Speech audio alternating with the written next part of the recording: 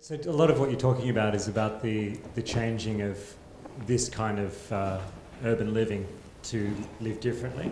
Obviously, you know, a lot of the greenhouse gas comes from the developed world. What about the developing countries that are very reticent to adopt any sort of systems like this from the ground, from the start? Yeah, it's a really good question, and it's a different. If it's a different story, it would be totally different types of scenarios. What I'd like to do next actually is to create these scenarios in, say, a specific country outside Europe, outside Western world, and see what type of scenarios we would come up with, and then basically start to organize and identify people and organizations who could then start striving and scaling up their inspiring, like, little lifestyle bits.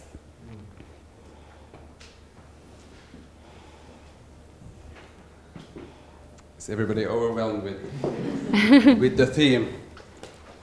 I know I am. I'm also thinking about, like, what is it as an individual? Kind of, what is it that I can do?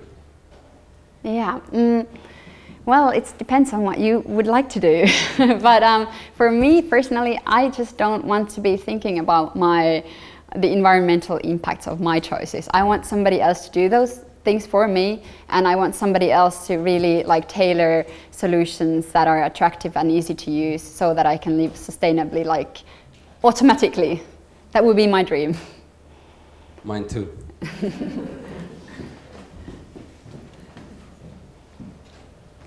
Hi, thanks. It's been really inspiring and interesting. I agree with almost all of your thoughts. The one last thing is the last thing. So you don't want to be responsible.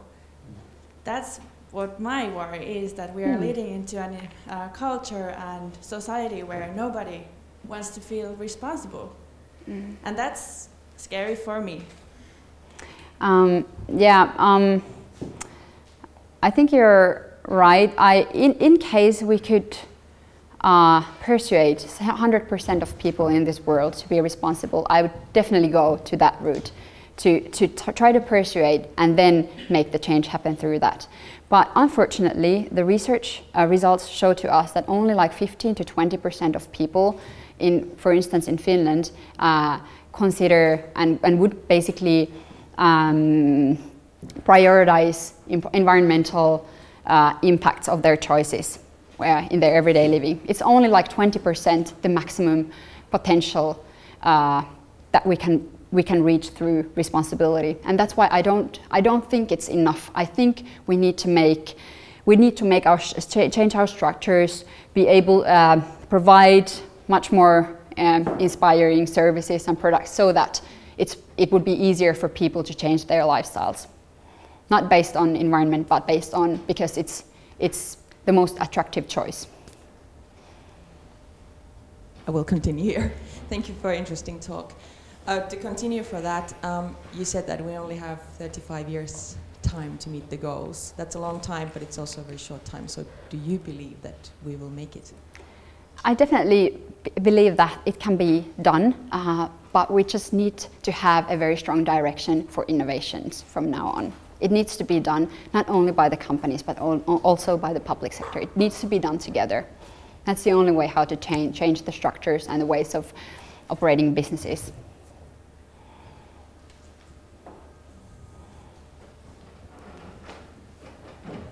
Hi. Also, Alex, thank you for a good presentation. My question is about the ratio where today the topic was the individual choice, or how much consumption, like living everything, how much that includes to the greenhouse gases, for example.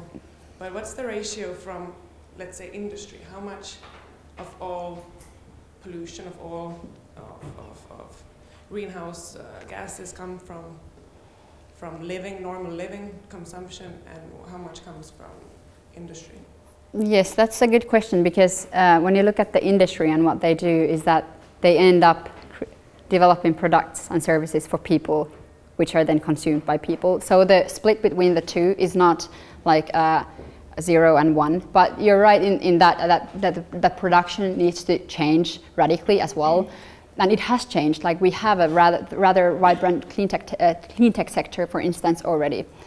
But it does play a big role. The problem is basically that this role of production has been emphasized basically in the Finnish discussion. It has been emphasized way too much because there is a big emphasis on choices that people make also in their everyday lives. Hi Maria, thanks for your talk. I just sort of wanted to ask about how we could introduce longevity into this talk, because we sort of talk about creating concepts and innovation, and that sort of to me seems a bit short term. Like, do you have a solution for that or anything, any ideas? You mean, can you repeat? So, because when we talk about this sort of thinking of environmental thinking, but then you still introduce ideas like creating concepts or innovation, whereas I'm sort of thinking like, where is the longevity? I already see a change in Helsinki in people's behavior, especially younger people. But then how do we sort of pursue the rest of the population and sort of get them involved for a longer term as well? Yeah, I think I would say that I would say the same. There's a lot of there are a lot of positive signals around us. Many people want to make sustainable choices in their lives, and that's very good. I think that the rest of the people, as actually already mentioned, needs to be done through making the sustainable choice as the default choice in the society. I think that's what I tried also to kind of show in this as part of this presentation. But it's like it makes our behavior on a sustainable level easy.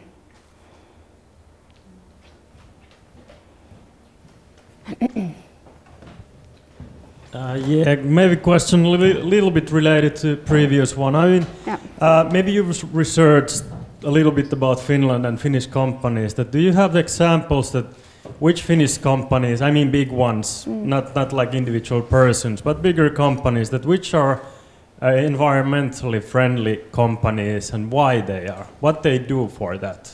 That's a good question, and I don't have a straight answer to that. Is there anyone in the audience who can respond to that question? Big companies that are already like nearly 100% environmental? Yep.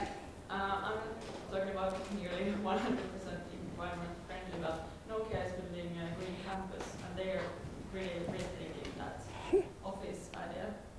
That was everything. So. Yep. I say Nokia. Yeah, there's a lot going on in a wide range of different companies, but there's still a lot to grasp as well in the future.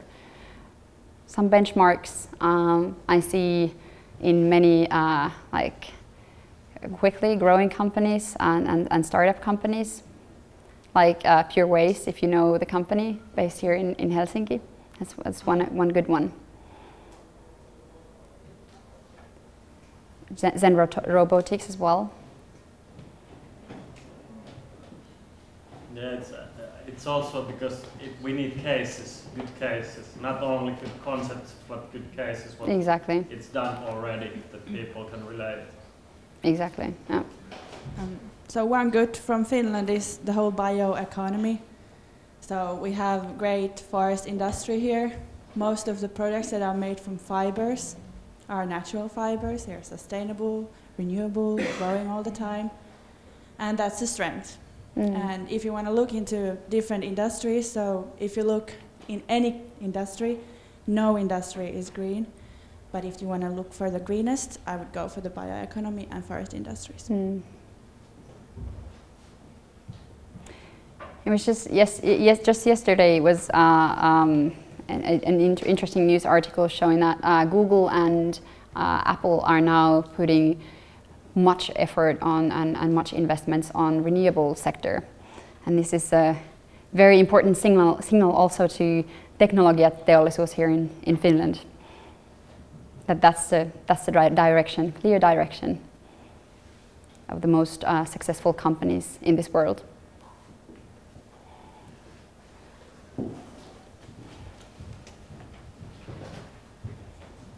Do you have any idea about the role of trade unions in these environmental issues? Sorry, I didn't hear a question. Do you have any idea about the role of trade unions in these environmental issues? Because the idea is to get more money and then to consume more and more, basically. Yes, that's true. It's a really good point. That's basically a rebound effect, which means that when people get more money in their hands, they consume more, and then we have this spiral that never stops. That's why we need to change the behavior, not just create, incrementally better products, like eco-products. I don't know, I can't answer to your question about the trade unions. Is there anyone in the audience who can? They should definitely be involved in these types of efforts as part of the bigger innovation ecosystem, for sure. How is it with the union? Have they been, is it something you have contact with, in your projects and so on? Yes, we've been in contact with them, but they haven't been playing basically a big role in these types of acceleration programs such as Smart Retro. Any other questions? Thank you, and thank you for interesting representing the item. I heard good news from Stockholm that the young people, 18 years old, only 10% drives the driving license. So I would wondering if there is this kind of data in Helsinki or the other cities, because I think this will change quite dramatical how we will see the future in the cities. That's true. If this is going to be the case. There is data also from Helsinki and from Finland, I mean. That's a really interesting trend, actually, and this is something that the number of sectors are now taking a look into, and I believe that through this trend we will actually be able to accelerate the number of service providers for car sharing and other ride sharing concepts. I truly hope that moving about in cities and outside cities will be done much more smarter than it is done as of today.